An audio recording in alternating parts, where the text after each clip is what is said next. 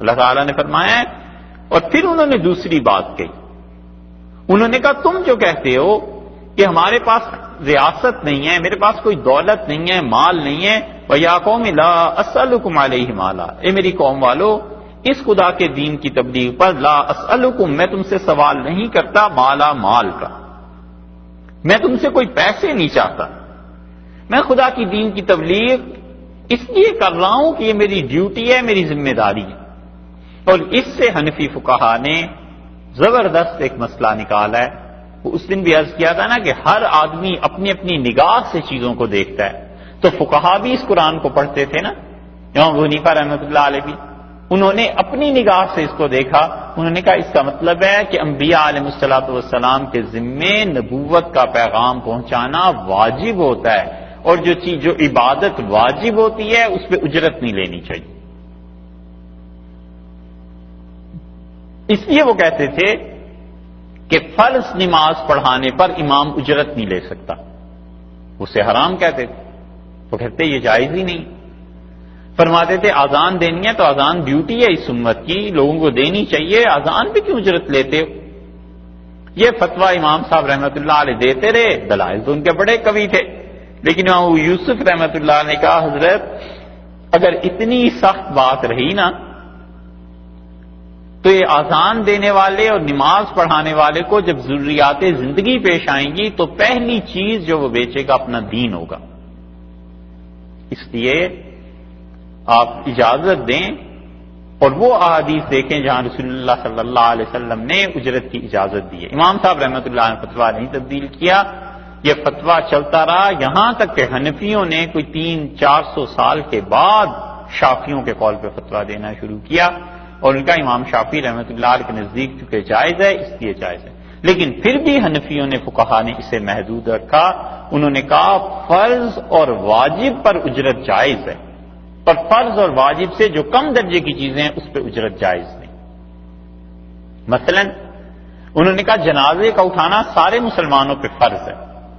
فرض کر لیں کہیں پہ جنازہ اٹھانے کے لیے مزدور بلانے پڑ گئے، مزدوروں نے جنازہ اٹھایا، تو وہ کہتے ہیں جو مزدور ہیں وہ جنازہ اٹھائیں گے، اگر اجرت لیں گے تو انہیں ثواب نہیں ملے گا، پیسے مل گئے بس ٹھیک. اور جو اس سے بھی کم درجے کی چیزیں سنت کے درجے کی، وہ کہتے ہیں اس پہ تو اجرت ہے ہی نہیں. اور اب تک حنفی فقہا اسی پہ قائم ہیں. کسی اچھے مفتی سے پوچھ لیجئے گا جس نے 15-20 سال کوئی فتوے کا کام کیا ہو، وہ اب تک کہتے ہیں کہ تراویح میں قرآن پاک کا سنانا سنت ہے، فرض تو نہیں ہے. تو اس لیے اگر کوئی حافظ یہ طے کر لے کہ مجھے اتنے پیسے یہاں سے لینے ہیں تو وہ کہتے ہیں اس قرآن کے سننے کا بھی ثواب نہیں، سنانے کا بھی ثواب نہیں. اب تک حنفی مفتی یہی کہتے ہیں. وہ کہتے ہیں کہ اپنی نماز 20 صورتوں سے الگ پڑھ لے تاکہ ثواب تو ہو نا. کیا فائدہ اجرت والے حافظ کے پیچھے قرآن سن رہا ہے، نہ قرآن سننے کا ثواب نہ اسے سنانے کا ثواب. اور انہوں نے تو یہاں تک بھی لکھا ہے کہ وہ کہتے ہیں ڈر ہے اللہ کی طرف سے گرفت اس حافظ کی نہ ہو کہ اللہ نے اسے قرآن بیچنے کو نہیں کہا. اب تک بھی حنفی مفتی جو ہیں یہی فتویٰ دیتے ہیں. زیادہ جو رعایت کر دیتے ہیں وہ کہتے ہیں بالکل ٹھیک ہے، یہ اس کا حق ہے کہ کرایہ اس کو دے دو اور اس کے کھانے پینے کا بندوبست کرو، لیکن قرآن پاک کا سنانا اور سننے پہ اجرت، سنانے پہ اس کو کوئی جائز نہیں سمجھتا. اور یہ ہے اللہ نے فرمایا ہے، انہوں نے کہا یہ نبوت کی باتیں تمہیں سنانا یہ تو میرا فرض بنتا ہے، میں تم سے پیسے نہیں مانگتا. ان اجریہ الا علی اللہ، میرا اجر اللہ کے ذمے، بس اللہ مجھے اجر دے گا. اور یہ ہوتے ایسے ہی ہیں انبیاء علیہ الصلوۃ والسلام، جس مالک نے بھیجا ہوتا ہے اسی سے اپنی اجرت، اسی سے کہنا، اسی سے وصول.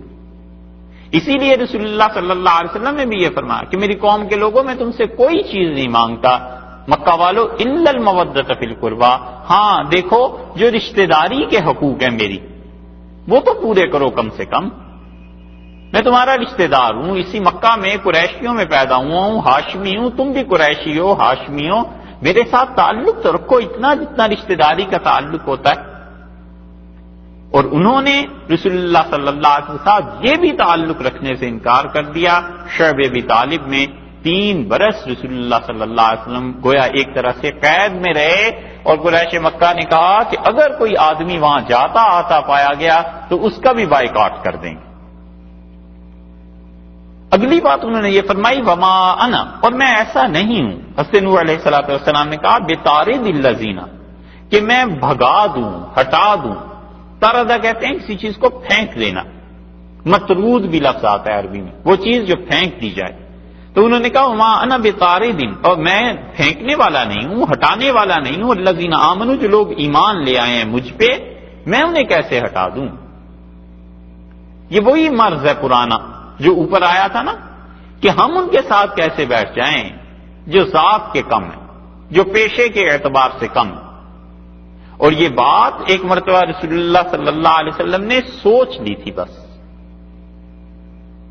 اور ہوا یوں کہ نبی کریم صلی اللہ علیہ وسلم کے پاس آتے تھے بڑے بڑے سردار دین کی بات سننے، تو آپ کا خیال یہ ہوا کہ اگر یہ بڑے لوگ ایمان لے آئیں تو اس کا فائدہ پہنچے گا، اور یہ چونکہ چھوٹے لوگوں کے ساتھ بیٹھنا نہیں چاہتے، اس لیے میں کبھی ایسے کر لوں کہ وہ لوگ آ جائیں اور ان لوگوں کو میں ہٹا دوں۔ اور ایک صحابی ابن ام مکتوم رضی اللہ عنہ کے متعلق، وہ نابینا تھے، انہیں پتہ نہیں چلا کون کون بیٹھا ہوا ہے، انہوں نے بار بار رسول اللہ صلی اللہ علیہ وسلم کو اپنی طرف متوجہ کرنے کی کوشش کی، اور رسول اللہ صلی اللہ علیہ وسلم نے اس کا برا منایا، اور اللہ کی طرف سے وہی آ گئی۔ اللہ نے فرمایا عبس وتولی، چہرہ مبارک پہ، پیشانی پہ شکنیں ڈال دی، اور چہرے پہ آثار ظاہر ہو گئے ناگواری کے۔ ان جاءہ الاعمی، جب ایک نابینا آدمی پوچھنے آیا تھا، وما یدریک لعلہ یزکا، آپ کو کیا پتا کہ اس کا دل صاف ہو جاتا، او یذکر فتنفعہ الذکر، آپ اسے اسلام کی بات سمجھاتے اس کو نفع ہوتا۔ اما من جاءک یسعی وہو یخشی، جو آدمی خود دوڑ کے آپ کے پاس آتا ہے، جو خود سننا چاہتا ہے، فانت عنہ تلہی، آپ اس سے اپنا چہرہ مبارک ہٹاتے ہیں۔ اور رسول اللہ صلی اللہ علیہ وسلم ابن ام مکتوم رضی اللہ عنہ کو بلایا، اور کبھی کبھی آپ فرماتے تھے یہ شخص ہے، اس کی وجہ سے اللہ تعالیٰ سے ہمیں ڈانٹ پڑ گئی۔ اس لیے فقہا نے لکھا ہے کہ جو لوگ سننے کے لیے خود سے آتے ہیں ان کا زیادہ حق بنتا ہے بنسبت ان کے جن کے پاس آدمی داعی خود چل کے جاتا ہے۔ اور ہمارے ہاں معاملہ الٹا ہو جاتا ہے، الٹا ایسے ہو جاتا ہے کہ جو لوگ اپنی طلب سے، محبت سے کہیں جاتے ہیں علماء کے پاس، اہل علم کے پاس، وہ کہتے ہیں یہ تو اپنے ہی لوگ ہیں، ان سے پھر بات کر لیں گے، فلاں کے پاس چلنا چاہیے۔ ارے بھئی جو خود چل کے آ رہا ہے، اپنی محبت سے آ رہا ہے، یہ زیادہ قابل قدر ہے۔ حضور اقدس صلی اللہ علیہ وسلم کو اس بات پہ اللہ تعالیٰ کی طرف سے عتاب ہو گیا، اور کسی کی تو حیثیت ہی کیا۔ اسی لیے سے نوح علیہ السلام کہہ رہے ہیں وما انا بطارد الذین آمنوا، جو ایمان والے ہیں میں تو انہیں نہیں ہٹا سکتا۔ کیوں نہیں ہٹا سکتے؟ وجہ اس کی بیان فرمائی ہے انہم ملاقو ربہم، انہوں نے اپنے پروردگار سے ملنا ہے۔ دو ترجمے اس کے کیے گئے ہیں اس ٹکڑے کے، کہ یہ اپنے رب سے ملنے والے ہیں، یعنی اگر اللہ سے جب ملیں گے تو اگر میری یہ شکایت ہوئی، یا اللہ ان کے حال کو دیکھ رہا ہے، یہ اس کو ماننے والے، قیامت کو ماننے والے ہیں، اگر میری شکایت ہوئی تو پھر کیا ہوگا اللہ کے ہاں؟ اس لیے میں تو نہیں ہٹا سکتا۔ اور دوسرا ترجمہ یہ کیا گیا ہے کہ ان کا عقیدہ ہے کہ ملاقو ربہم، انہوں نے اپنے پروردگار سے ملنا ہے۔ تو جب ان کا عقیدہ درست ہے خدا کی توحید کا اور قیامت کا، تو میں درست اور صحیح عقیدے والے آدمی کو اٹھا دوں، اور محض تمہاری رعایت اس وجہ سے کروں کہ تمہارے پاس دولت ہے یا تم حسب نسب کے اعتبار سے اونچے۔ یہ انہوں نے دلیل ارشاد فرمائی، یعنی مطلب یہ تھا کہ یہ نہیں ہو سکتا۔ اور اسی لیے طبقات کی کشمکش اور طبقات میں لوگوں کو بانٹنا یہ اسلام کا کام نہیں۔ نہ اسلام نے اس طرح لوگوں کو کھینچا ہے، اور نہ ہی صحابہ کرام رضی اللہ عنہم میں بعد کے لوگوں میں یہ طبقات کی کشمکش تھی کہ فلاں آدمی اس طبقے سے ہے اور فلاں اس طبقے سے ہے، یہ گورا ہے، یہ کالا ہے، یہ فلاں نسل سے ہے، یہ فلاں نسل سے ہے۔ حضرت عمر رضی اللہ عنہ گئے مکہ مکرمہ، اور جب باہر چلے ایک صحابی رضی اللہ عنہ کو مقرر کر کے آئے تھے، تو آپ نے فرمایا کس کو اپنے بات چھوڑ کے آئے ہو؟ جو بھی مکہ مکرمہ کے امیر تھے، گورنر تھے، انہیں ساتھ لے کے چلے تھے مدینہ منورہ. تو فرمایا اپنے بعد کس کو چھوڑا؟ ان کا فلاں کو. حضرت عمر رضی اللہ عنہ کا یہ کون ہے؟ میں نے اس کا نام نہیں سنا. ان کا غلام ہے. حضرت عمر رضی اللہ عنہ کا ایک غلام کو حکومت دے آئے ہو. اہل مکہ پہ اسے حکمران بنا دیا. ان کا امیر المومنین وہ سب سے اچھا قرآن کو جانتا ہے، اور متقین سب میں مکہ والوں میں سب سے زیادہ متقی ہے. حضرت عمر رضی اللہ عنہ کا تم سچ کہتے ہو، پھر تو ٹھیک ہے. رسول اللہ صلی اللہ علیہ وسلم فرمایا تھا یہ قرآن لوگوں کو عزت دیتا ہے، بلند کرتا ہے، اور کچھ لوگ ہوں گے جس کو چھوڑ دینے کی وجہ سے ذلیل ہو جائیں گے. جب وہ قرآن صحیح پڑھتا ہے اور متقی ہے تو اس نے غلامی سے اٹھا کر قرآن نے اسے حکومت کی سطح پر لیا. بہت جگہ ایسے ہو، بے شمار جگہ کہ صحابہ کرام رضی اللہ عنہ نے اس طبقاتی کشمکش کو توڑا ہے. انہوں نے بتایا ہے کہ رنگوں کی بنیاد پہ، نسل کی بنیاد پہ، حتیٰ کہ وطن کی بنیاد پہ یہ تقسیمیں سب غلط ہیں. تقسیم ایک ہی ہے اور وہ کفر اور اسلام کی ہے، وہ سچائی اور جھوٹ کی ہے. کہ سچائی کہاں ہے اس کا ساتھ دینا ہے، اس سے بحث نہیں ہے کہ اس کو قبول کرنے والے کون لوگ تھے. اور اسی طرح رسول اللہ صلی اللہ علیہ وسلم نے ان لوگوں کو عزت دی جو بظاہر اپنی نسب، اپنے پیشے کے اعتبار سے کم تھے، لیکن رسول اللہ صلی اللہ علیہ وسلم نے انہیں عزت دی، بہت اونچا لے گئے. تو انہوں نے کہا کہ انہوں نے تو اللہ سے ملنا ہے، تو یا تو مراد یہ تھی کہ وہاں شکایت ہو گئی تو پھر میرے کام آؤ گے تم، اور یا پھر دوسری بات یہ تھی کہ انہوں نے بتایا کہ ان کا عقیدہ تو اللہ سے ملنے کا ہے، اور جس بنیاد پر تم تقسیم کر رہے ہو وَلَكِنِّي أَرَاكُمْ، اور لیکن میں تم لوگوں کو دیکھتا ہوں قَوْمًا تَجْهَلُونَ، ایسی قوموں جو نادان ہو. دانا لوگوں کی باتیں نہیں ہیں، عقل مندی کی بات نہیں ہے. تم دولت کی بنیاد پر تقسیم کرنے چلے ہو، اور میں مذہب اور عقیدے کی بنیاد پر تمہیں بتا رہا ہوں، اور عقیدے کی بنیاد پہ ساری آخرت ہے، اور دولت کا تو خود اس دنیا میں اعتبار نہیں. تم لوگ نادان ہو. نادان اس معنی میں کہا کہ شرک پر اصرار کرنے والے، کفر پر اصرار کرنے والے، اور نبوت کے مقابلے میں یہ باتیں بالکل کم درجے کی. یا قومیں، اور انہوں نے پھر فرمایا کہ میری قوم. یہ دوبارہ وہی مفسرین جو کہتے ہیں نا استفہام انکاری، یعنی سوال کرنا لیکن نفی کے انداز سے کرنا. جیسے کوئی کسی کے ہاں چلا جاتا ہے بے وقت اور جانا بھی ہے اسے، تو وہ کہتا ہے آپ بیٹھیں گے تو نہیں نا، اس کا مطلب یہی ہے کہ نہ بیٹھیے. تو یہ استفہام ہے، پوچھنا ہے، مگر اس کے ضمن میں انکار بھی ہے کہ ایسے نہ کیجیے.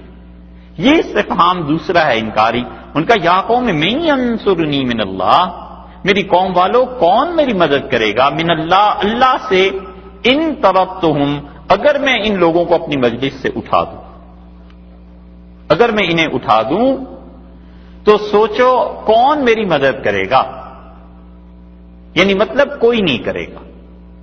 اللہ تعالی نے مجھ سے پوچھنا ہے اور خدا کے مقابلے میں کوئی میرے کام نہیں آئے گا. اسی لیے بات یہ ہے کہ دل بدست آور کہ حج اکبر است. لوگوں نے کہا دل رکھ لینا کسی انسان کا صحیح بات پہ یہ حج اکبر کے برابر. اور یہی وہ مصلحت تھی جو اس امت کے متقدمین میں تھی، پرانے لوگوں میں تھی. اور وہ لوگ بڑا بڑا خیال کرتے تھے کہ ہم سے کسی آدمی کا دل نہ دکھے، کہیں ہمارے اٹھانے سے، کہیں اس کی دعوت سے انکار کر دینے سے، کہیں اس سے پیسے نہ لینے سے، کہیں اس انسان کی بات نہ سننے سے، کہیں اس کے دل میں ایسی چیز نہ آ جائے اللہ کے یہاں شکایت ہو جائے. معروف کرخی رحمت اللہ علیہ یہ حنفی فقہا میں سے ہیں. اب تو معلوم نہیں کیا ہوا ہوگا، لیکن بغداد میں ان کا مزار تھا، ابھی 2-3 برس پہلے بھی تھا. کرخ کے رہنے والے تھے، کسی طرح امام ابو یوسف رحمۃ اللہ علیہ سے کم نہیں تھے. امام ابو حنیفہ رحمۃ اللہ علیہ سے ان لوگوں کے سارے تعلقات تھے، اور امام ابو یوسف رحمۃ اللہ علیہ کی شہرت ہو گئی کیونکہ وہ قاضی بن گئے نا. اور امام یہ جو تھے کرخی رحمۃ اللہ علیہ معروف، یہ چونکہ اللہ کی عبادت میں زیادہ اس فیلڈ کو اس طرف چلے گئے اس لیے یہ صوفیہ میں شمار کیے گئے، وگرنہ علم میں بھی بہت بڑے آدمی تھے، انہوں نے خود اصول فقہ پہ کتاب لکھی۔ کرخی رحمت اللہ علیہ اپنے شاگردوں کو پڑھا کر آ رہے تھے اور عصر کا وقت تھا، روزہ رکھا ہوا تھا، نفل روزہ تھا، تو بازار سے گزرے تو ایک آدمی زور زور سے کہہ رہا تھا کہ یہ پانی ہے میرے پاس اور ٹھنڈا پانی ہے، کوئی پی لے۔ اور اس نے کہا میں نے بڑی محنت سے لوگوں یہ پانی بنایا ہے، اس کو ٹھنڈا کیا ہے اور بس چند گلاس رہ گئے ہیں، اور اس نے کہا اللہ رحم کرے اس شخص پہ جو پی لے۔ تو معروف کرخی رحمت اللہ علیہ آگے بڑھے اور اس سے پیالہ لے لیا، پیسے اسے دیے، تو کسی شاگرد نے کان میں کہا کہ حضرت آپ روزے سے ہیں۔ اس نے کہا شاید نہیں رہا ہوگا، تو انہوں نے کہا میرے بیٹے روزے کی قضا ہو سکتی ہے، مگر یہ جو دعا دے رہا ہے نا کہ اللہ تم پر رحم کرے، اس کی کوئی قضا نہیں، ممکن ہے میرے حق میں اس کی بات سن لی جائے، اس لیے پانی پیتا ہوں۔ فقیہ تھے اتنے بڑے، لیکن انہیں حکمت کا پتہ تھا کہ کس حکمت سے لوگوں کے ساتھ چلنا ہے اور کس طرح اللہ کی رحمت کو کھینچا جا سکتا ہے۔ اسی لیے یہ دلوں کو توڑنا اور لوگوں سے نفرتوں کے اظہار، لوگوں کو تان تشنیع اور اس مقام تک لے جانا کہ بس جہنم سے ادھر ادھر تمہاری جگہ ہی کوئی نہیں رہی، یہ انبیاء علیہ الصلوۃ والسلام اور ان کے متبعین کا کام نہیں تھا۔ انہوں نے کہا اگر میں انہیں نکال دوں اپنی مجلس سے، خدا کی گرفت سے کون میری مدد کرے گا؟ افلا تذکرون، کیا تم اس بات کو سمجھتے نہیں؟ کیا تمہیں یہ بات خیال میں نہیں آتی کہ میں اس کو کیسے کر سکتا ہوں؟ اسی لیے جبلہ جب آیا ہے تو جبلہ نے اسلام قبول کیا، شہزادہ تھا وہ عیسائی، اور مکہ مکرمہ میں اس نے طواف کیا، اور ایک عام بدو عرب ایک تھے، ان کا پاؤں اس کے احرام کی چادر پہ پڑ گیا تو چادر کھنچ گئی۔ اب بھی ہوتا ہے، طواف میں کئی بار ہوتا ہے لوگوں کے ساتھ۔ اس نے مڑ کے پیچھے دیکھا کہ ہے کون سی، تھپڑ مارا کھینچ کے۔ اس نے لڑکے نے اسے پہچان لیا، بس نگاہ رکھی کہ یہ ہے کون، اور وہ گیا مدینہ منورہ اور جا کے کہا کہ حضرت اس طرح عمرہ کر رہے تھے، ہم طواف ہو رہا تھا اور اس نے مجھے ایسے تھپڑ مارا ہے۔ تو اس نے عمر رضی اللہ عنہ لکھا کہ جبلہ کو میرے پاس بھیجو، انہیں بھیجا گیا، اس نے عمر رضی اللہ عنہ کہا ایسے ہوا ہے، اس نے کہا جی ایسے تو ہوا ہے۔ تو اس نے عمر رضی اللہ عنہ نے پولیس والوں سے کہا اس کے ہاتھ پکڑو، انہوں نے پکڑ لیا، آپ نے کہا تم بھی اسے تھپڑ مارو۔ اس نے تھپڑ مارا اور نے کہا جاؤ۔ اس نے تھپڑ مارنے لگے جب تو اس نے کہا میں اسلام کو چھوڑ دوں گا۔ حضرت عمر رضی اللہ عنہ نے کہا تیرے اسلام کے متعلق اللہ مجھ سے نہیں پوچھے گا، اللہ یہ پوچھے گا کہ میں نے انصاف کیوں نہیں کیا، مجھے انصاف کرنا یہ چیز ہے۔ کیونکہ عدل ایسی چیز ہے کہ جس معاشرے میں بھی قائم رہے گا لوگ انصاف کے سائے میں کام کرتے رہیں گے۔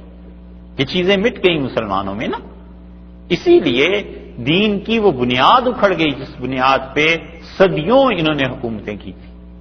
عدل تھا، انصاف تھا، لوگوں کے دل کا خیال تھا کہ کس چیز پہ لوگوں کو دقت ہے، کس چیز پہ لوگوں کے لیے راحت ہے، سہولت ہے، لوگوں کو کاٹا نہ جائے، لوگوں کو دور نہ کیا جائے۔ افلا تذکرون، کہا کیا تم اتنی سی بات نہیں سمجھتے؟ ولا اقول لکم عندی خزائن اللہ، 3 سوالات ہیں اور یہ سوالات تو کہیں آئے نہیں، لیکن جواب بتاتا ہے کہ سوال کیا ہوں گے۔ نہ قرآن پاک میں نہ حدیث میں، لیکن یہ تینوں جوابات بتاتے ہیں کہ انہوں نے کچھ ایسی چیز پوچھی ہوگی۔ پہلا سوال یہ ہے جس کا جواب دیکھ لیجئے، سوال آپ خود سمجھ لیں گے۔ ان کا بلا اقول لکم، اور میں تم سے یہ نہیں کہتا کہ عندی میرے پاس خزائن اللہ، اللہ کے خزانے۔ تو اس کا مطلب یہ ہے کہ انہوں نے کہا ہوگا کہ اگر تم واقعی نبی ہو تو تمہارے پاس دولت کیوں نہیں، وہ تو پہلے بھی گزر چکا ہے۔ لیکن انہوں نے خزانوں کی بات کہی ہوگی کہ اگر تمہاری بات مان لیں تو پھر ہمیں پیسے ملنے چاہیے۔ انہوں نے کہا میرے پاس پیسے نہیں ہیں، کوئی خدا کے خزانے نہیں ہیں۔ یہ اس جاہلیت کا رد ہے جو اب بھی اس زمانے میں پائی جاتی ہے کہ فلاں بزرگ سے تعلق ہو جائے گا تو ان کی دعاؤں سے تمہارے کاروبار میں برکت ہو جائے گی، فلاں بزرگ سے تعلق ہو جائے گا، حضرت دعا کر دیں گے تو تمہارے عہدے میں ترقی ہو جائے گی۔ یہ اس زمانے میں بھی تھا کہ کہ اگر تم واقعی نبی ہو اور نبوت ہے تمہارے پاس تو تمہارے پاس مال کیوں نہیں ہے؟ پیسے ملنے چاہیے۔ اس لیے اپنے مشائخ کو، اپنے بزرگوں کو دنیاوی ترقی کا ذریعہ بنا کر پھر ان کے پاس جانا انسان کو محروم کر دیتا ہے ان برکات سے جو اللہ نے ان میں رکھی ہوتی۔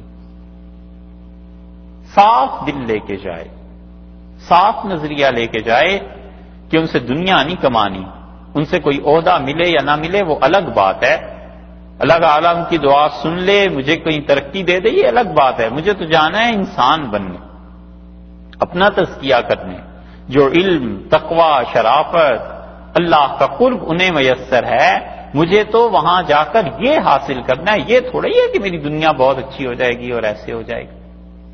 تو جو چیزیں جزوی ہیں، ثانوی ہیں، ان چیزوں کو اصل مقصد بنا لینا یہ افراد کو بھی تباہ کرتا ہے، قوموں کو بھی تباہ کرتا ہے۔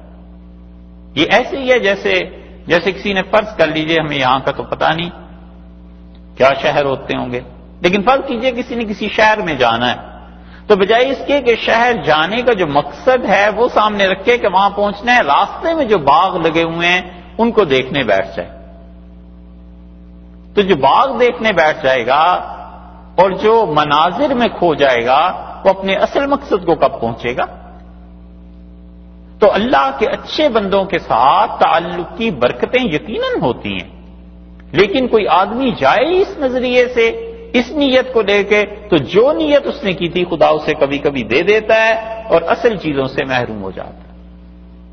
آدمی بس وہ ہے جو وہ سوچتا ہے، سیدھی سی بات، جس کی سوچ جتنی اچھی ہوتی ہے ویسے ہی وہ اچھا آدمی ہوتا ہے، اور سوچ جب تک نہ بنے آدمی نہیں بنتا، فکر جب تک نہ بنے آدمی نہیں بنتا۔ کوئی فکر ایسی نہیں ہے کہ 10 منٹ یہ سوچ لیا، پھر 15 منٹ یہ سوچ لیا، اب سوچ لیا یہ چائے ہے، اب سوچ لیا مجھے وہاں جانا ہے، یہ ادھر کا ادھر کا، یہ سوچ نہیں۔ مستقل سوچنا کسی موضوع پر کہ مجھے کیا کرنا ہے، اس سے فکر بنتی۔ اپنی فکر میں یہ چیز لے آنا کہ مجھے سارے کام اللہ کے لیے کرنے ہیں، صبح سے شام تک 50 کام اس نے کرنے ہیں، بار بار جب ہتھوڑا پڑتا رہے گا نا ذہن میں اللہ کے لیے اللہ کے لیے اللہ کے لیے، یہ فکر بنے گی، نتیجہ یہ کہ وہ شخصیت تبدیل ہو جائے گی۔ اور اگر فکر بنے گی اس کی کہ مجھے تو پیسہ کمانا ہے، فرض کر لیں، تو کہے گا نماز پڑھنی ہے، اس پہ کتنا پیسہ ملتا ہے، مسجد جاؤں گا تو کتنا ٹائم لگ جائے گا، اس میں کیا کام کر سکتا تھا، فلاں جگہ کیا ہو سکتا تھا، فلاں، تو وہ فکر جو کچھ انسان کی ہوتی ہے بس آدمی وہی کچھ کرتا ہے۔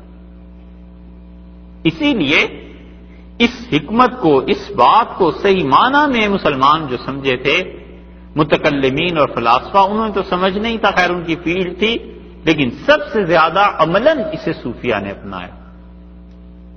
صوفیہ اس پہ اتنا زور دیتے تھے کہ وہ کہتے تھے حدیث نفس سے بچو۔ حدیث نفس کا مطلب یہ کہ وہ کہتے تھے اپنے جی سے، اپنی طبیعت سے، اپنی روح سے، اپنے اندر سے، اپنے ارادے، اپنی فکر، اپنی سوچ سے گناہ کی بات کبھی نہ کرو۔ وہ کہتے تھے اس سے بچو۔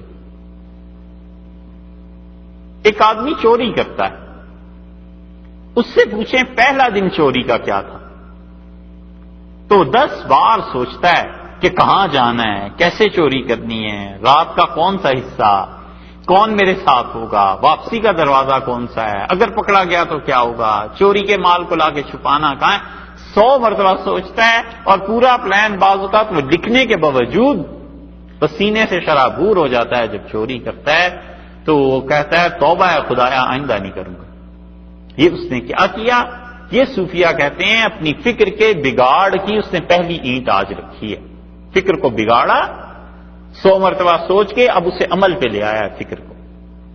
وہ کہتے ہیں یہ ذہن بگڑے گا بگڑے گا بگڑے گا، دوسری مرتبہ تیسری مرتبہ، ایک دن ایسا آئے گا کہ یہ خود چوری کے تصور سے جان چھڑائے گا کہ کیا مصیبت ہے میں اس سے نکلوں، اور یہ چوری اس کی جان نہیں چھوڑے گی۔ گویا دوسرے لفظوں میں یہ کہہ لیجئے کہ اس نے کمپیوٹر اپنے فکر کا جو ہے اس میں فیڈ کر دیا چوری کو، تو اب وہ نہ اس کی جان چھوڑتا ہے نہ وہ اپنے آپ کو ٹھیک کر سکتا ہے۔ اس لیے وہ کہتے ہیں فکر کی اصلاح سب سے پہلے کرو کہ اس کی سوچ کا انداز بدلے، اور جب تک لوگوں کی سوچ کے انداز نہیں بدلتے، ظاہر کے اعمال کے لیے بنیاد نہیں بنتی۔ اگر فکر یہ ہو جائے کہ مجھے خدا کے ہاں جواب دینا ہے تو زندگی بھر کے لیے راستہ سیدھا، اور اگر فکر یہ ہو جائے کہ بس ٹھیک ہے دنیا کی زندگی ہے، جو کرنا ہے سو کر لو، تو پھر وہ انسان کہاں سے سیدھا ہو جائے گا؟ یہ وہ چیز ہے جس پہ صوفیہ متکلمین ساری زندگیاں کھپا دی، مستقل وہ کتابیں لکھتے رہے کہ بچوں کی فکر کی تربیت کرو۔ وہ کہتے تھے بچے کو سکھاؤ سوچنا کیسے ہے۔ ایسے مسلمان فلاسفہ مل جائیں گے جنہوں نے کہا بچوں کو سکھاؤ لکھ کے کہ بیٹے پہلے اس پہ سوچنا ہے، پھر اس پہ سوچنا ہے، پھر اس پہ سوچنا ہے، اور یہ سوچ کے پلان کر کے کہانی لکھ کے دو۔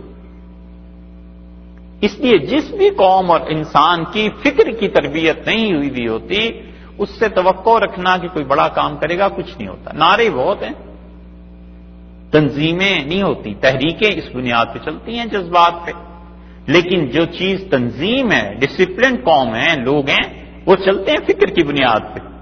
اس لیے انہوں نے کہا کہ دیکھو میں تمہیں یہ کہتا ہی نہیں ہوں کہ میرے پاس خزانے ہیں، تم اس فکر کے ساتھ آئے ہو کہ مجھ سے ملو گے دنیاوی نفع ہوگا، فائدہ ہوگا، کچھ نہیں ہوگا تمہیں، میرے پاس کچھ نہیں۔ ولا عالم الغیب، اور دوسری بات یہ ہے کہ میں بن دیکھی چیزوں کی خبر تمہیں نہیں دے سکتا۔ یہ بھی ایک مرض تھا، اب بھی ہے۔ ہر چیز مان لیں گے لوگ، حتیٰ کہ ایک بت کے بارے میں، پتھر کے بارے میں مان لیں گے کہ یہ پتھر ہمیں نفع اور نقصان دے سکتا ہے۔ نہیں ماننا تو یہ نہیں ماننا کہ بشریت اور رسالت جمع ہو جائے، یہ نہیں مانتے کہ یہ دو چیزیں نہیں جمع ہو سکتی۔ باقی انہیں کہو کہ پتھر تمہیں کہتے پتھر نفع دے دے گا، عجیب عقل ہے۔ اللہ نے فرمایا ان سے کہیے کہ ولا عالم الغیب، نوح علیہ السلام نے کہا لوگوں مجھے بن دیکھی چیزوں کی کوئی خبر نہیں، تم یہ چاہو کہ میں پیشن گوئیاں کرنے بیٹھ جاؤں، میں تمہیں بتاؤں کل کیا ہونا ہے، پرسوں کیا ہونا ہے، کچھ خبر نہیں۔ دو باتیں، ولا اقول لکم، ولا اقول، اور نہ ہی میرا یہ دعویٰ ہے کہ انی ملکن، میں فرشتہ ہوں۔ میں ان تینوں چیزوں کی تم سے صاف نفی کرتا ہوں۔ یہ ہے وہ چیز جو رسول اللہ صلی اللہ علیہ وسلم نے بھی کہی، صاف۔ انبیاء علیہ السلام اپنی پوزیشن صاف رکھتے ہیں تاکہ کوئی خوش فہمی غلط فہمی میں مارے ہی نہ جائے۔ اسی لیے ان عربوں کے مزاج اتنے بگڑ گئے تھے کہ رسول اللہ صلی اللہ علیہ وسلم کے سامنے ایک آدمی للا کے اونٹنی کھڑی کر دی اور کہنے لگا کہ یہ اس اونٹنی کے ہاں ولادت ہونے والی ہے، مجھے بتائیں اس کے پیٹ میں کیا چیز ہے، اونٹنی ہے یا اونٹ ہے، نر ہے مادہ ہے؟ تو رسول اللہ صلی اللہ علیہ وسلم کو اس بات پہ بڑا غصہ، بہت ناراضگی تھی، لیکن خاموش رہے۔ اور اللہ نے وہی نازل کی جو سورہ مائدہ میں آئی تھی، پچھلے سال آپ سے عرض کیا تھا۔ تو یہ چیزیں ایسے ہی کئی لوگ اپنی بھینسیں، اپنے جانور بزرگوں کے پاس لے آتے ہیں کہ یہ کٹڑ جنے گی یا پڑیا، کٹر پڑیا سمجھتے ہیں؟ ارے یہ تو خالص حیدرآباد والوں کی زبان ہے، نہیں؟ وہ نہ سوچے حیدرآباد والے نہیں سمجھتے۔ اچھا، کٹڑا کہتے ہیں، اب اس کا ترجمہ کیا کریں؟ مذکر بچہ جو ہوتا ہے، کٹا جسے کہتے ہیں، کٹا سمجھتے ہیں، ہاں؟ اور پڑیا کٹے کی مؤنث کٹی۔ اچھا، تو انہوں نے کہا وہ بزرگوں کے پاس لیا کہ حضرت اس کا بتائیں۔ اس موقع پہ ایک بات خیال میں رکھنی چاہیے، اس کا انکار نہیں کیا جا سکتا، اور وہ یہ ہوتا ہے کہ خدا کبھی کبھی اپنے بعض بندوں کو اس کی اطلاع کر دیتا ہے، انبیاء علیہ السلام کو بتا دیتا ہے کہ اس کے ساتھ یہ ہونے والا ہے۔ وہ اطلاع فرشتے کے ذریعے کبھی ہو جاتی ہے، کبھی وہ اطلاع الہام کے ذریعے ہوتی ہے، کبھی وہ اطلاع خواب کے ذریعے ہوتی ہے۔ اور انبیاء علیہ السلام تو بہت بڑے ہیں، حتیٰ کہ عام مسلمانوں کو کبھی کبھی ہو جاتی ہے، گناہگار آدمی کو ہو جاتی ہے، کافر کو بھی ہو جاتی ہے۔ تو یاد رکھو جو چیز کافر اور مسلمان سب میں مشترک ہو جائے وہ اللہ کے قرب کا ذریعہ نہیں بن سکتی۔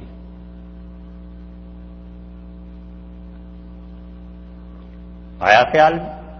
اللہ کا قرب ایمان اور ایمان کی بنیاد پر جو عمل صالح ہوتا ہے وہی آتا ہے. اللہ کا قرب اس سے ہوتا ہے ذرا سی بات آپ سمجھ لیجئے، بس اگر سمجھ میں آ جائے تو ٹھیک، اس پہ ہم کوئی بحث نہیں کرتے. کتنے لوگ اس بات کے فکر میں ہوتے ہیں کہ رسول اللہ صلی اللہ علیہ وسلم کی زیارت ہو جائے خواب میں؟ بہت سے. مسلمان ہونے کے ناطے ہر ایک کا جی چاہتا ہے، ہم بھی چاہتے ہیں، آپ بھی چاہتے ہیں، سب چاہتے ہیں کہ رسالت میں آپ صلی اللہ علیہ وسلم کی زیارت ہو جائے. بالکل ٹھیک ہے، اس کی خواہش بھی ٹھیک ہے، اللہ سے دعا مانگنا بھی ٹھیک ہے، کوئی ایسی بات. بعض لوگوں کو ہو بھی جاتی ہے غیر اختیاری طور پہ، بڑی بات ہے صاحب. لیکن یہ دیکھو حقیقت کی روح سے کہ ایک آدمی رسول اللہ صلی اللہ علیہ وسلم کو خواب میں دیکھ لیتا ہے، اسے اس خواب کی وجہ سے اللہ کا قرب کتنا ملا، کتنا ثواب ملا. ثواب نام ہے خدا کے قریب ہونے کا. تو کیا وہ پہلے 1 میل کے فاصلے پہ تھا، اب کیا آدھے میل کے فاصلے پہ رہ گیا؟ کوئی ثواب نہیں، اس لیے کہ اپنے اختیار میں نہیں نا. اور اس آدمی نے جس نے خواب میں دیکھا، اس کے مقابلے میں ایک اور آدمی ہے، مسلمان ہے، گناہ گار ہے، وہ کہتا ہے سبحان اللہ، تو اسے ثواب ملے گا. یہ سبحان اللہ کہنا اپنے اختیار سے اللہ کے قریب اسے کرے گا.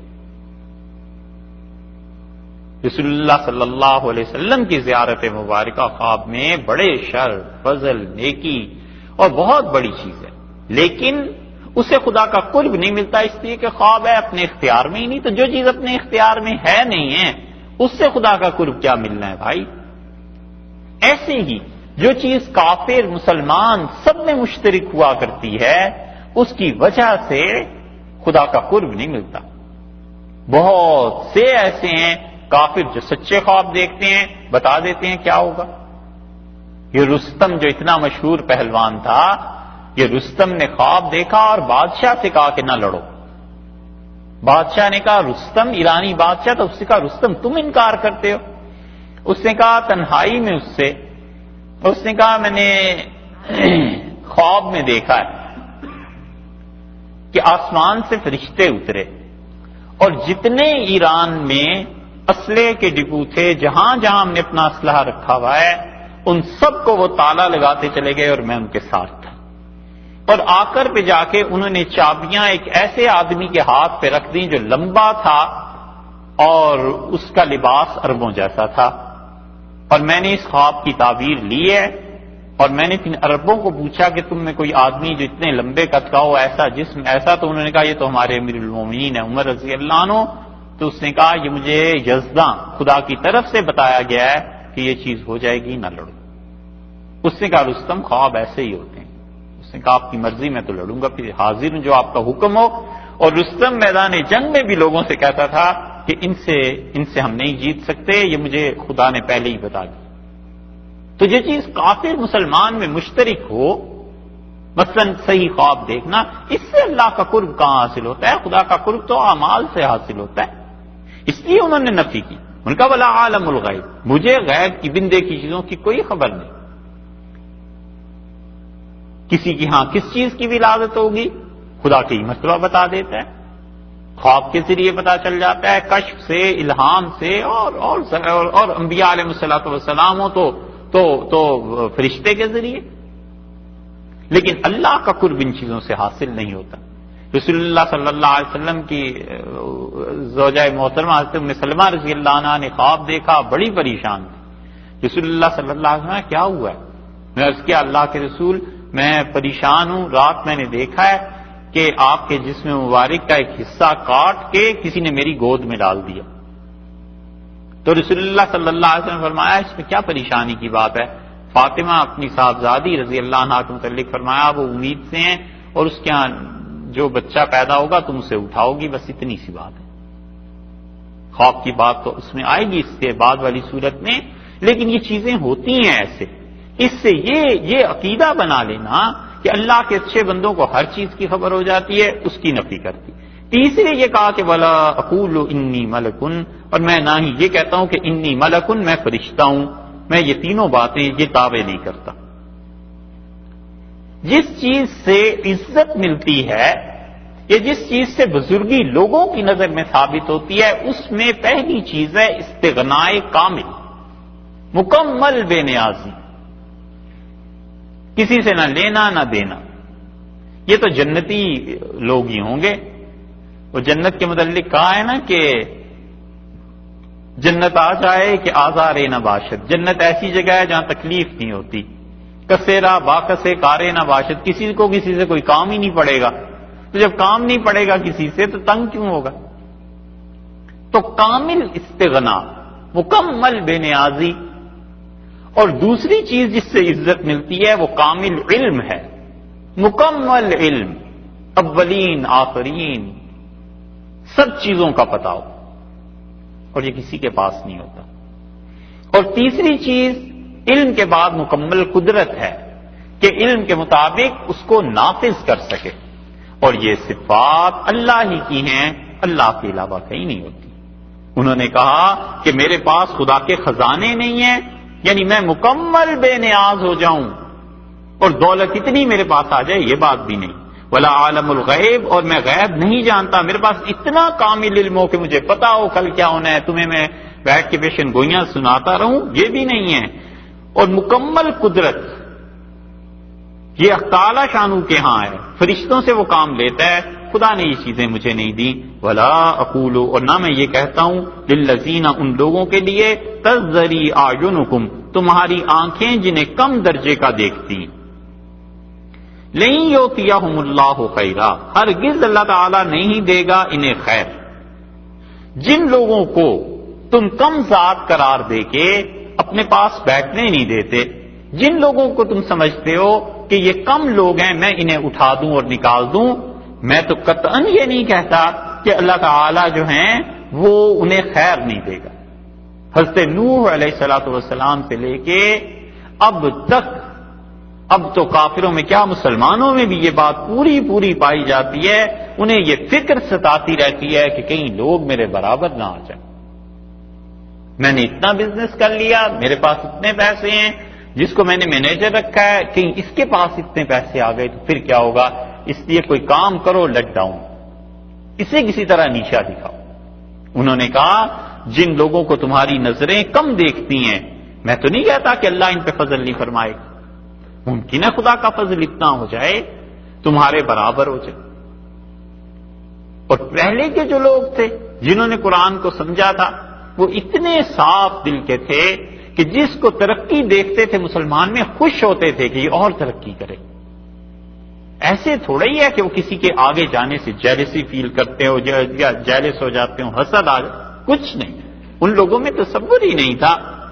اسی لیے یہ جاہلیت کے کافروں کے خواص میں سے ہے، ان کی عادتیں ہیں کہ انہوں نے کہا یہ جو لوگ کم ذات کے ہیں یہ ہمارے برابر آ جائیں، ہم سب ایک جگہ ایک برتن میں گویا کھانے لگے، یہ کیسے ہو سکتا ہے؟ حضرت نوح علیہ السلام نے کہا میں بالکل نہیں کہتا جنہیں تمہاری آنکھیں کم دیکھتی. یہ نگاہ اس کے کئی گناہ ہیں نا. کئی لوگ پوچھتے ہیں کہ مولوی صاحب یہ بتاؤ بد نظری کا کیا علاج ہے؟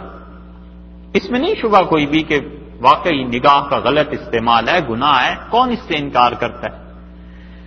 اور کوئی یہ نہیں پوچھتا کہ اس سے بھی بدتر گناہ ہے لوگوں کو حقارت سے دیکھنا، اس کا کیا علاج ہے؟ کہ کوئی نہیں پوچھتا. اور اس سے بھی بدتر نگاہ، اب تک ہمیں تو وہ بھائی پتہ نہیں چلا، آپ کو پتہ چلا ہو تو ضرور بتانا. سب سے بدترین نگاہ اس انسان کی جو اپنے میں خوبی دیکھتا ہے، اپنے میں اچھائی دیکھتا ہے، اپنے میں نیکی دیکھتا ہے. اس سے زیادہ گناہ، اس سے زیادہ غلط نگاہ، اس سے زیادہ بڑا باطن اور طریقت میں کفر کوئی نہیں کہ آدمی اپنے آپ سے سمجھنے لگے کہ میں اتنا اچھا اور میں یہ کرتا ہوں اور مجھ سے اتنا کام اور میں نے یہ کیا. سب جھوٹ ہے، سب جھوٹ ہے.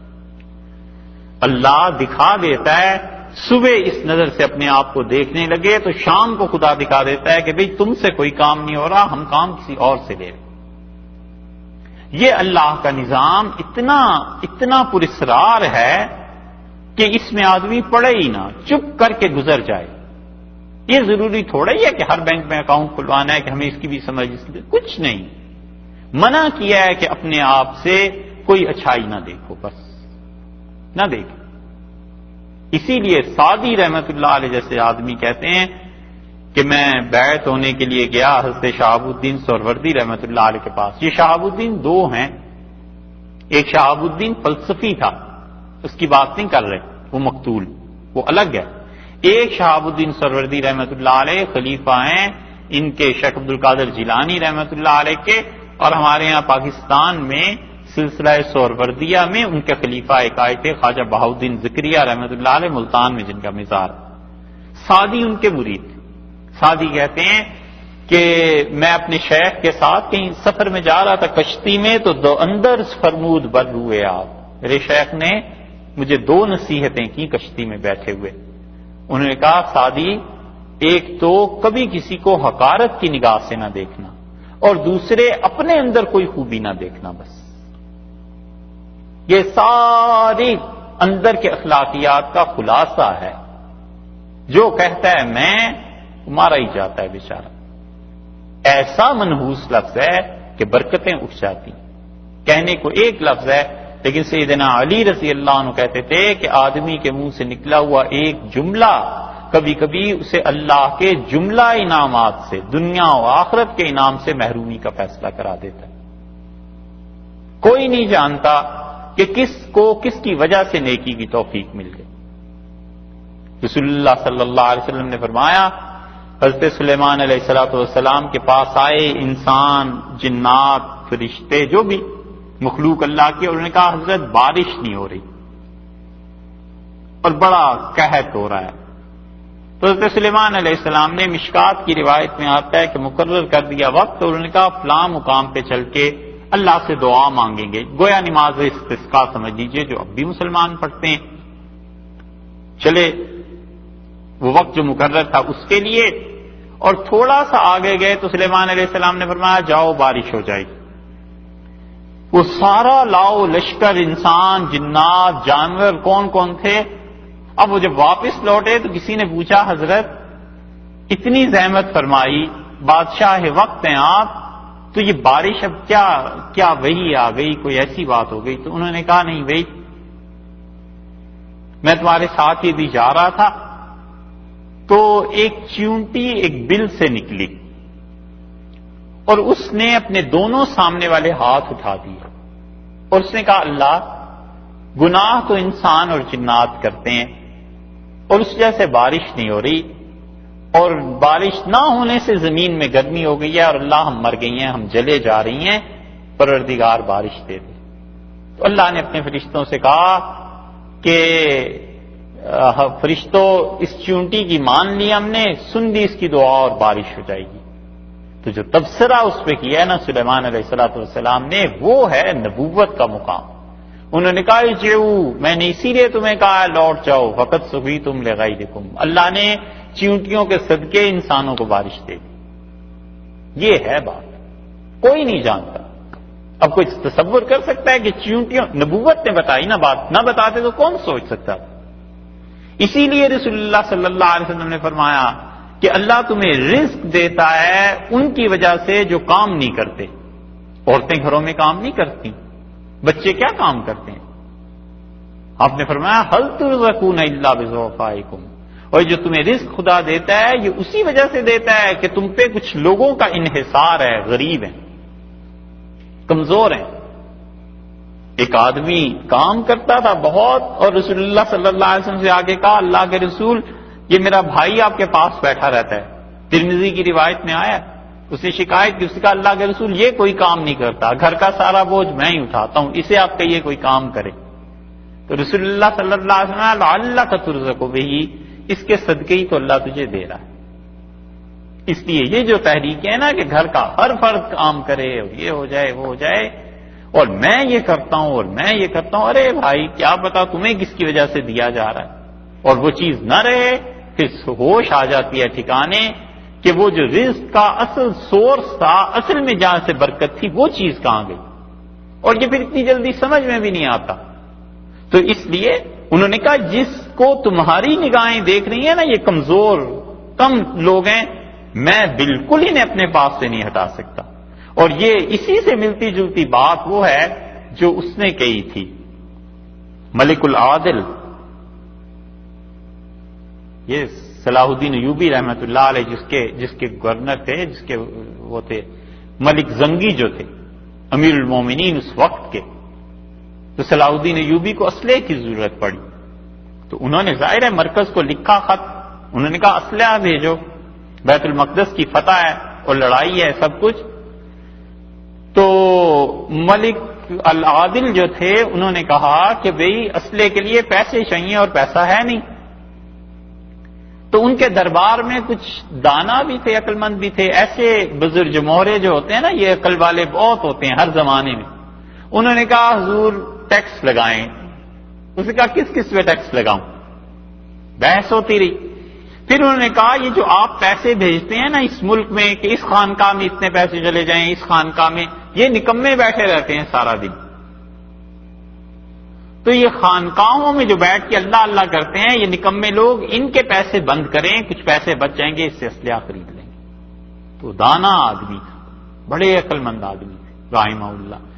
اس نے کہا تم مجھے مشورہ دیتے ہو، میں دن کو اپنی آنکھوں کے سامنے دیکھتا ہوں میدان جنگ میں کہ تم اور ہم سب مل کے تیر چلاتے ہیں اور تیر اپنی جگہ پہ نہیں پہنچتا، اور دشمن کامیاب ہوتا ہے، ہمارے تیر خطا کر جاتے ہیں. اور یہ راتوں کو اٹھتے ہیں اور دعا کے تیر اللہ کی طرف بھیجتے ہیں اور اللہ انہیں کامیاب کر دیتا ہے. تم چاہتے ہو کہ میں ان کی برکتوں سے، ان کی دعاؤں سے محروم ہو جاؤں؟ کہ میں تو نہیں یہ کر سکتا. یہ چیز ہے. حضرت نوح علیہ السلام کے زمانے سے یہ اعتراض چل رہا ہے، اب تک یہی ہے لوگوں کو کہ فلاں نہیں کماتا، فلاں کا مسئلہ یہ. اللہ نے فرمایا ہے، انہوں نے کہا جن کو تمہاری نظریں کم دیکھتی ہیں نا، میں تو نہیں کہتا کہ اللہ انہیں خیر نہیں دے گا، اللہ کسی دن برابر کر دے.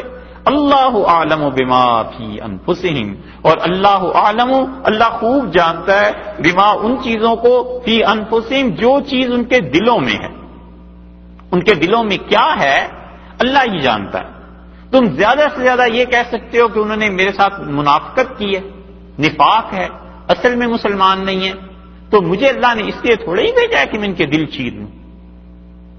رسول اللہ صلی اللہ علیہ وسلم کے سامنے آیا تھا نا غالباً حضرت اسامہ رضی اللہ عنہ کا کیس تھا کہ انہوں نے ایک آدمی کو قتل کر دیا تھا، اور رسول اللہ صلی اللہ علیہ وسلم نے فرمایا تم نے اسے کیسے قتل کر دیا؟ ان کا اللہ کے رسول وہ کلمہ پڑھ رہا تھا اپنی جان بچانے کے لیے، اصل میں تو مسلمان نہیں ہو رہا تھا. تو رسول اللہ صلی اللہ علیہ وسلم نے فرمایا اسامہ حلا شققت قلبہ، تو نے اس کا دل چیر کے دیکھ لیا تھا کہ دل سے کلمہ پڑھ رہا ہے یا اوپر سے؟ اور اگر یہ قیامت میں اپنا کلمہ لے کے آ گیا تو تم اس کا کیا جواب دو گے؟ اور آپ اٹھے اور اٹھ کے جا کے ملتزم پہ بیت اللہ پہ ہاتھ رکھ دیا اور آپ نے فرمایا اللہم انی بریء مما سنیا، اللہ یہ جو حرکت ہوئی ہے ایک آدمی کے قتل کی جبکہ وہ کلمہ پڑھ چکا تھا، اللہ میں اس سے بیزار ہوں، خدایا میں برات کا اظہار کرتا ہوں. اسی لیے رسول اللہ صلی اللہ علیہ وسلم نے فرمایا کہ تم مجھے 1000 کافروں کے قتل کی خبر لا کے دو، مجھے اس سے زیادہ خوشی اس وقت ہوتی ہے جب تم ایک آدمی کے اسلام کی خبر مجھے دیتے. پتا تھا انبیاء علیہ السلام کو کہ اصل دین کیسے چلتا ہے، قوموں میں محنت کیسے ہوتی ہے. اس لیے انہوں نے کہا زیادہ سے زیادہ یہی ہے کہ یہ جو لوگ جھوٹ بولتے ہیں چلو تو مجھے بتاؤ میرے پاس کیا آخر پیمانہ ہے. اللہ اعلم بما فی انفسہم، اللہ ہی جانتا ہے جو کچھ کہ ان کے دلوں میں. انی میں اذا من الظالمین، پھر ہو جاؤں گا ظالموں میں سے. یہ جو اذن کا لفظ یہاں قرآن نے کہا ہے، مفسرین کہتے ہیں یہ تو کسی سوال کا جواب ہے. تو سوال کیا ہے؟ دیکھیے نا، انی اذا من الظالمین، پھر ہو جاؤں گا میں ظالموں میں سے. تو پھر سے پہلے کلام تقاضا کرتا ہے کہ کوئی چیز ہونی چاہیے. کوئی آدمی کہتا ہے کہ پہلے میں ایئرپورٹ جاؤں گا تو پھر جہاز ملے گا، اور کوئی کہے پھر جہاز ملے گا، تو پھر جہاز ملنے سے پہلے کیا فکر ہے؟ کچھ تو ہوگا نا. اسی لیے نوح علیہ السلام فرماتے ہیں انی بلا شبہ میں اذن، پھر جب ہوں گا ظالموں میں سے. تو مفسرین کہتے ہیں اس کا مطلب یہ ہے کہ اگر میں اپنے ان مخلص ساتھیوں کو منافق کہوں تو انی اذا من الظالمین، جب ہو جاؤں گا میں منافقوں میں سے، میں ہو جاؤں گا نادانوں میں سے، ظالموں میں سے. اس لیے جو لوگ بھی اعمال لاتے ہیں ظاہر کا اعتبار کرنا پڑتا ہے اور بس. حضرت عمر رضی اللہ عنہ نے بڑے اچھے اصول کی بات کی. انہوں نے کہا بھئی دیکھو جو تم لے کے آؤ گے ہم اس کے مطابق فیصلہ کریں گے، باقی نحن نحکم بالظواہر، ہم ظاہر پہ فتویٰ دیتے ہیں، فیصلہ کرتے ہیں، واللہ اعلم بالسرائر، تمہارے اندر کیا نیت تھی اللہ جانے تم جانو۔ کوئی کسی کے پاس پیمانہ نہیں ہے کہ اندر کو چیک کر سکے کہ اندر سے۔ قالوا یا نوح، اب بولے وہ کافر اور انہوں نے کہا اے نوح قد جادلتنا، آپ ہمارے ساتھ جھگڑ چکے، فاکثرتا، سو بہت زیادہ ہو گیا، جدالنا، ہمارا جھگڑا، اب فیصلہ کن بات کرو، فاتنا، آپ لے آؤ، بما تعدنا، جس سے تم ہمیں ڈراتے ہو، ان کنت من الصادقین، اگر تم سچے ہو تو لے آؤ وہ عذاب۔ بس بہت ہو گئی بحث مباحثہ، لڑائیاں، سوال جواب، اگر تم سچے ہو تو اس چیز کو لے آؤ جس سے کا تم نے ہمیں ڈر سنایا ہے کہ خدا کا عذاب آ جائے گا اگر تمہیں نہیں مانتے تو لے آؤ۔ جدال اصل میں کہتے ہیں مفاعلہ کے باب سے عربی میں ایسی گفتگو جس میں فریقین ایک دوسرے پر قابو پانے کی کوشش کریں، جدال کہتے ہیں اس کو، مطلب تم نے اپنے دلائل دیے، ہم نے اپنے دلائل دیے، آپ ہم پہ قابو پانا چاہ رہے تھے باتوں میں، ہم آپ پہ قابو پانا چاہ رہے تھے، فاکثر تجدالنا، بہت ہو گیا۔ اسی لیے عرب کہتے ہیں جدلت الجبل، میں نے رسی کو کیا کیا؟ جدل کیا، جدل کا مطلب اچھی طرح اسے بٹنا، اور جدیل کہتے ہیں اس رسی کو جو بٹی ہوئی ہوتی ہے، بٹی ہوئی رسی تو سمجھتے ہیں نا، یہ لفظ تو پتا ہے، ارے بولو کیا، اس میں 2-3 پیچ ہوتے ہیں نا، اسے بٹتی ہیں خواتین۔ تو انہوں نے کہا کہ اور اجدل اسے کہتے ہیں شکرے کو، شکرا ہوتا ہے نا، شکار کرتا ہے، اس کا جسم بڑا گتھا ہوا ہوتا ہے، عرب اسے کہتے ہیں جدل، اجدل۔ اور بعض نے اس جدال کا مطلب بعض اہل لغت جو ہیں وہ کہتے ہیں سرا، سرا کا مطلب پچھاڑ دینا، تو پھر وہ باتوں کی بجائے اسے لے آتے ہیں عملاً ایک دوسرے کے ساتھ مقابلہ کرنا، ایک دوسرے کو پٹخ دینا۔ یہاں پر کیا ترجمہ کیا جائے؟ مفسرین کہتے ہیں انبیاء علیہ الصلوۃ والسلام ایسے نہیں ہوا کرتے کہ کافروں سے مقابلے کرتے اسے پٹکتے ہیں، مطلب یہ ہے کہ بہت باتیں ہو چکی ہیں حضرت، اور فاکثر تجدالنا، اور ہمارے ساتھ تو بہت بحث کر چکا ہے، اب وہ عذاب لے آ، ان کنت من الصادقین، اگر تو سچا ہے تو لے آ وہ عذاب۔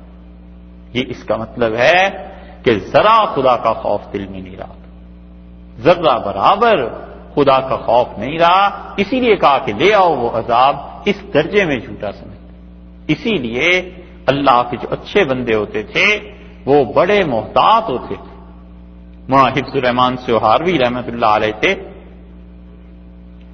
ہندوستان میں مسلمانوں کے لیے اور خاص طور پہ تقسیم کے بعد ہندوستان میں جنہوں نے مسلمانوں کے لیے بڑا کام کیا ہے، انہیں مولانا حفظ الرحمان بڑے آدمی، اتنے بڑے آدمی تھے کہ پنڈت جواہر لال نہرو جب پرائم منسٹر تھے تو انہوں نے اسمبلی میں کہا کہ ہم نے ہندوستان کے لیے یہ قربانیاں دیں، یہ قربانیاں دیں، اور مولانا حفظ الرحمان رحمۃ اللہ علیہ کھڑے ہو گئے اور انہوں نے کہا کہ اچھا آپ نے یہ قربانیاں دی اور ہم نے جو قربانیاں دی، پھر جو انہوں نے مسلمانوں کے لیے کہا کہ ہندوستان میں مسلمانوں نے کیا کیا کام کیے ہیں، تو پرائم منسٹر نے معافی مانگی آ کے، اور اس کو اور تو اور اندرا بھی لکھتی، اندرا نے لکھا کہ ہم نے کام کیا مولانا حفظ الرحمان صاحب کے ساتھ اس وقت جب تقسیم ہوئی اور دلی میں لوگ جل رہے تھے اور دہلی میں قتل عام ہو رہا تھا، تو گاندھی نے ہمیں کہا، اس نے کہا کہ جو کچھ بھی میرے پاس رپورٹس آتی ہیں میں کسی پہ اعتبار نہیں کرتا،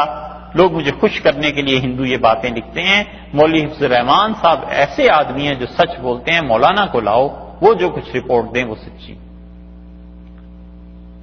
مولانا کے ایک تھے سیاسی مخالف، جو بہرحال کیا نام لینا، ہندوستان کے والے جانتے ہوں گے، انہوں نے کسی جلسے میں کہا کہ مولوی حفظ الرحمان اگر یہ کہہ دیں کہ انہوں نے حکومت سے پیسے نہیں لیے تو پھر بات ہے، انہوں نے اتنے پیسے نہرو سے لے لیے، اور اگر میں جھوٹ بولوں تو قیامت میں رسول اللہ صلی اللہ علیہ وسلم کی شفاعت سے محروم ہو جائے۔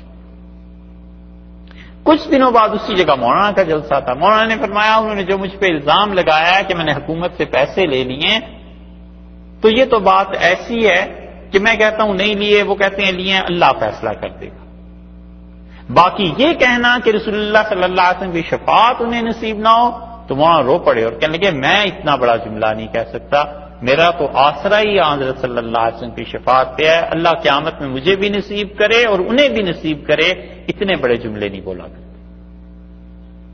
یہ ایسے لوگ تھے، بنے ہوئے تھے نا۔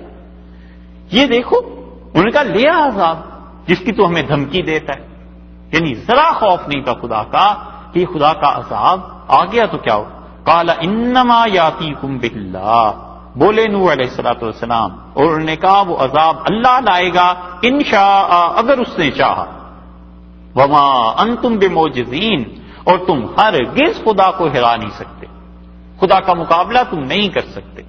میں تو عذاب لا نہیں سکتا بھی، عذاب تو دینا ہے اللہ نے، وہ اس کی اپنی مرضی، اس کی مشیت پہ موقوف ہے، میرے ہاتھ میں تو کچھ نہیں۔ میری تو ذمہ داری یہ تھی کہ میں تمہیں صحیح راہ کی طرف بلاتا رہوں، جب تم نہیں مانتے تو عذاب خدا نے دینا ہے۔ ولا ينفعكم نصحی، اور نہیں نفع دے گی تمہیں میری نصیحت، ان اردت، اگر میں ارادہ کروں کہ ان انصح لکم، تمہیں میں نصیحت کروں تو میری نصیحت تمہیں کچھ فائدہ نہیں دے سکتی۔ ان کان اللہ، اگر اللہ یہ چاہے، یریدو وہ چاہے کہ ان یغویکم، کہ وہ تمہیں گمراہ کر دے، اگر خدا کا فیصلہ ہے تمہاری گمراہی کا تو میری نصیحت کچھ نفع نہیں دیتی۔ اس پہ ہے بحث، اور وہ بھی کریں گے نہیں، وہ انشاءاللہ آگے ایک صورت میں جگہ آ رہی ہے وہاں پہ کریں گے۔ بس صرف اتنا خیال میں رکھنا چاہیے کہ دنیا میں جو کفر پایا جاتا ہے اور شرک، یہ بھی اللہ کی مشیت کے تحت، اللہ کے چاہنے ہی کے تحت، دو خدا ہم نہیں کہہ سکتے۔ دنیا میں جتنا بھی ہے کفر، یہ بھی مشیت خدا بندی کے تحت ہے، اور اسی کا انہوں نے کہا کہ ان کان اللہ یرید ان یغویکم، اللہ اگر چاہے تمہاری گمراہی تو میری نصیحت تمہیں کچھ فائدہ نہیں دیتی، میں تو اسباب کے درجے میں کر سکتا ہوں، اور آخر پہ کیا فیصلہ ہونا ہے یہ وہ اللہ کی طرف سے۔ یہ وہ چیز بھی ہے جو پچھلے برس آپ سے عرض کی تھی نا کہ کفر کے 4 درجے ہوتے ہیں، اور چوتھے درجے پہ پہنچ کے مہر لگ جاتی ہے۔ سورہ کہف میں بھی آ رہا ہے ایمان والوں کے 4 درجے، یہ وہ هو ربکم، وہ تمہارا پروردگار ہے، فإلیہ ترجعون، اور تمہیں اللہ ہی کی طرف لوٹنا ہے۔ اللہ تمہارا رب ہے، وہ جانتا ہے کہ تم کیا کرتے ہو، اس کا نتیجہ کیا نکلے گا۔ اللہ ہی ہے جس کے پاس یہ ساری چیزیں۔ یہ کفر جو تم کر رہے ہو، اگر خدا کی مشیت یہ ہے کہ تم کرتے رہو، میرا نصیحت کرنا کچھ فائدہ نہیں دیتا۔ سب سے آخری چیز اس کائنات میں منتہا اور مرجع اللہ ہی۔ رسول اللہ صلی اللہ علیہ وسلم نے اسی لیے وہ حدیث اس دن آئی تھی نا ترمذی میں کہ تم میں سے کوئی آدمی 7ویں زمین کے نیچے پہنچ جائے اور پھر وہ رسی پھینکے تو وہ رسی اللہ پہ جا گرے گی۔ اس کائنات کو سمجھنا کوئی آسان چیز تھوڑا ہی ہے۔ انبیاء علیہ السلام جو کچھ اور جس مقام پہ کھڑے ہو کے دیکھتے ہیں اس تک ادراک ہی بڑا مشکل ہے۔ تو اس لیے آخری چیز بتا دی کہ آخر پہ کیا ہوتا ہے وہ اللہ کا فیصلہ ہے۔ اب جہاں تک حضرت نوح علیہ السلام کی بات تھی، یہ اگلی آیت دیکھیں ذرا کس کے لیے، ام یقولون، کیا یہ کہتے ہیں نفتراہ، انہوں نے قرآن کو جھوٹ بنا لیا، افطرا گھڑ لیا ہے، اس کو، کس کو، اس کتاب کو، خدا کے قرآن کو جھوٹ بنا لیا۔ تو یہاں پہ مفسرین پہنچ کے رکے ہیں، وہ کہتے ہیں چلتے چلتے آخر حضرت نوح علیہ السلام کے قصے میں یہ کہاں سے بات آ گئی؟ تو ان میں سے ایک گروہ اس مشکل کو حل کرنے کے لیے ادھر چل نکلا ہے کہ وہ کہتے ہیں یہ اصل میں یہ بات بھی حضرت نوح علیہ السلام کے متعلق ہے، تو پھر وہ اس کی تفسیر یوں کرتے ہیں کہ ام یقولون، کیا یہ کافر کہتے ہیں نفتراہ، نوح نے وہی اپنے پاس سے گھڑ لیا ہے علیہ السلام۔ اور اگر اس کو مان لیا جائے رسول اللہ صلی اللہ علیہ وسلم کے متعلق تو مفسرین کہتے ہیں اللہ نے یہاں پہنچ کے ایک بات کو روک دیا اور بتایا کہ جتنے حالات نوح علیہ السلام کے اپنے زمانے کے کافروں کے ساتھ ہیں آج آپ کو بھی پیش آ رہے ہیں نا، یہ سب چیزیں اس پہ مزید یہ کہ آپ پر بھی آج الزام یہی لگایا جا رہا ہے. کوئی الزام لگاتا ہے کہ اس کے پاس آنے والے اونچی نسل اور نسب کے لوگ نہیں, کوئی کہتا ہے یہ فرشتہ کیوں نہیں, کوئی کہتا ہے اس کے پاس پیسے کیوں نہیں, کوئی کہتا ہے طائف اور مکہ اتنے بڑے شہر, ان میں ایک یتیم بچہ اس کو نبوت مل گئی, کوئی کچھ الزام لگاتا ہے, کوئی کچھ مزید براں. یہ بھی کہتے ہیں کہ نفترا, محمد صلی اللہ علیہ وسلم نے قرآن گھڑ لیا. یہ دوسری رائے. کل آپ فرما دیجئے. اب یہ حضرت نوح علیہ السلام کہیں, یعنی ان کے متعلق آئے تو یا رسول اللہ صلی اللہ علیہ وسلم کے متعلق, کل آپ یہ کہہ دیجئے ان افتریتہ, اگر میں نے یہ جھوٹ گھڑ لی ہے وہی, یا یہ قرآن جھوٹ پر مبنی ہے, فعلیہ, سو میرے ذمے ہے, اجرامی, میرا یہ جرم, میرا گناہ میرے ذمے ہے, وَأَنَا بَرِيءٌ, اور میں بیزاری کا اظہار کرتا ہوں, میں بری ہوں اس سے, مما تجرمون, جو جرم تم کرتے ہیں. اگر یہ قرآن اور وحی اور یہ چیزیں جھوٹ پہ مبنی ہیں تو میں اللہ پہ جھوٹ بول رہا ہوں, اس کا عذاب مجھے ملے گا, تم سے کوئی نہیں پوچھے گا. اور یہ جو تم جھٹلا رہے ہو قرآن کو, تم بھی تو سوچو کہ تمہارا جو جرم ہے اس کی سزا نہیں ملے گی. یہ تو ایسے ہی ہے جیسے کوئی آدمی جرم کرے اور دوسرے کے ذمے پہ لگائے. کافر ایسے کرتے تھے. کسی نے کہا طلاق چاہیے, انہوں نے پوچھا بھی کیوں طلاق چاہیے؟ اس نے کہا جی میں گئی تھی اور کمرے میں یہ تو کسی اور خاتون سے باتیں کر رہے تھے میرے شوہر, تو یہ تو عورتوں سے باتیں کرتے رہتے ہیں, میں اس گھر میں نہیں رہتی. تو کوئی دانا عقل مند آدمی تھے, انہوں نے کہا بی بی اس کا تو جرم واقعی یہ تھا کہ وہ عورتوں سے باتیں کر رہا تھا.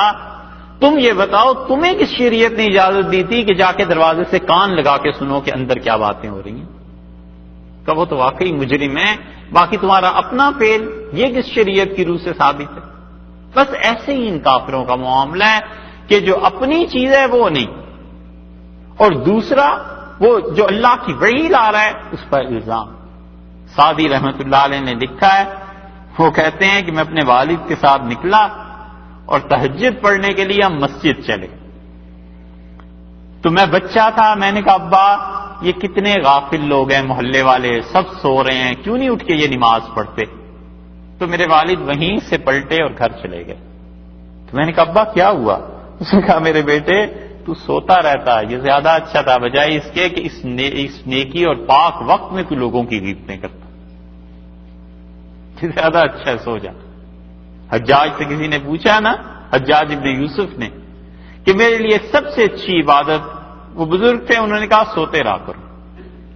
اس نے کہا حضرت سوتا رہا کرو, یہ کون سی عبادت ہوئی؟ تو انہوں نے کہا جتنی دیر سوتے رہو گے اتنی دیر مخلوق تمہارے ظلم سے محفوظ رہے گی.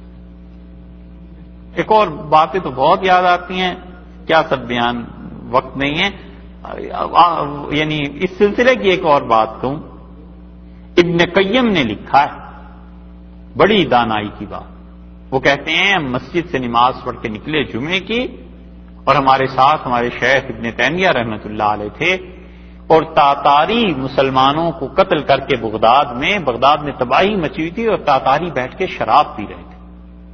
تو ہمارے شیخ ابن تیمیہ رحمۃ اللہ علیہ جب گزر رہے تھے تو ہم سب ڈر گئے. ہم نے کہا شیخ ضرور ان تاتاریوں کو روکیں گے, کیونکہ ان کی عادت تھی کہ جہاں وہ گناہ کا کام دیکھتے تھے رک جاتے تھے, صاف کہتے تھے کہ اللہ کے ہاں کیا جواب دو گے, مت کرو ان کاموں کو. شیخ امر بالمعروف میں بہت مشہور تھے. کہتے ہیں شیخ نے دیکھا وہ شراب پی رہے ہیں تاتاری, آرام سے گزرتے, اور اتنی ہمیں حیرت ہوئی, اتنا تعجب ہوا کہ ہم سب کی امید کے برعکس تھا. تو ہم نے جا کر شیخ سے پوچھا, ہم نے کہا آپ نے تاتاریوں کو دیکھا تھا؟ ان کہاں دیکھا, وہ سب شراب پی رہے تھے, آپ نے نہیں روکا؟ انہوں نے کہا یہ حکمت کے خلاف. ہم نے کہا حضرت اس میں کیا حکمت تھی؟ انہوں نے کہا میں انہیں شراب سے روکتا, وہ جا کے مسلمانوں کو قتل کرنا شروع کر دیتے. تو جب کوئی آدمی چھوٹا گناہ کر رہا ہو اور ڈر ہو کہ اس کو ٹوکو گے تو اس سے بھی بڑی خباثت لائے گا, اس سے بھی زیادہ بدتمیزی پہ اترائے گا, تو اس چھوٹے شر کو برداشت کرو. اب کہاں گئے وہ لوگ؟ کس قبر سے جا کے پوچھیں کہ ایسی حکمت والے لوگ کہاں گئے؟ اس دین میں ایسے ایسے لوگ تھے. وہ کہتے تھے چھوٹا شر برداشت کرو, اس سے روکو گے اس سے بڑا شر پھر دیکھنا پڑے گا. شراب سے روکو گے جا کے مسلمانوں کو قتل کرنا شروع کر دیں گے, پھر کیا ہوگا؟ تو اس لیے اللہ نے فرمایا ان سے کہیے کہ اگر یہ گناہ ہے نا، قرآن الیاذ باللہ، یہ جھوٹ باندھنا ہے خدا پہ، فعلیہ اجرام، میرا جرم ہے، میں خدا کو جواب دوں گا، تمہیں تو کچھ نہیں۔ وَأَنَا بَرِيءٌ مِّمَّا تُجْرِمُونَ، اور جو تم وہی کو جھٹلا رہے ہو، یہ کوئی جرم ہی نہیں ہے، اس کا جواب کون دے گا؟ اس کا جواب بھی تمہیں دینا پڑے گا، اور تم اس جھوٹ میں اللہ کے ہاں عذاب کے مستحق ٹھہرو گے۔ کچھ دیر ٹھہریے۔